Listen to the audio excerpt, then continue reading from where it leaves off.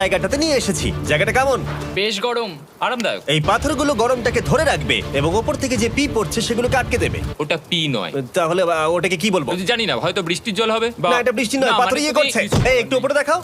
তুমি মেঘ দেখতে পাচ্ছো? পাথর দেখা যাচ্ছে। এটা বৃষ্টি নয়, রক পি। Rock P. ঠিক আছে, রক পি। ঠিক আছে, এটা রক পি। আর একটা শুকনো রাত ঘুমিয়ে কাটাবার পরে আমরা ঠিক করলাম জো আমাদের সার্ভাইভাল এক্সপার্ট, তাকে নিয়ে আমরা কেভের শেষ প্রান্ত অব্দি যাব। Cave! Cave, cave! Cave, cave, cave, cave. দেখা যাক আমরা কেভের কতটা গভীরে যেতে পারি। তোমরা কিন্তু মনে রাখবে আমরা সবেমাত্র কেভের এন্ট্রান্সের দিকেই আছি, আর আমাদের ইচ্ছা এই কেভের শেষ প্রান্ত অব্দি যাওয়া, অবশ্যই না মরে গিয়ে। ও মাই গড, এটা তো খুবই স্টিফ। আরে এটা তো সবে শুরু। আমরা কেভের আরো গভীরে এসেছি। তোমরা সবাই সাবধানে আসবে। এটা খুবই ছোট জায়গা, আমার মনে হয় না এখান থেকে আমি যেতে পারবো। কেভ এক্সপ্লোরের ইন্টারেস্টিং জিনিসটা হলো যা হোক করে আমাদের এই ছোট্ট ফাঁকগুলোর মধ্য দিয়ে এগিয়ে যেতে হবে, ও মাই গড, খুব ছোট জায়গা। আর তারপরে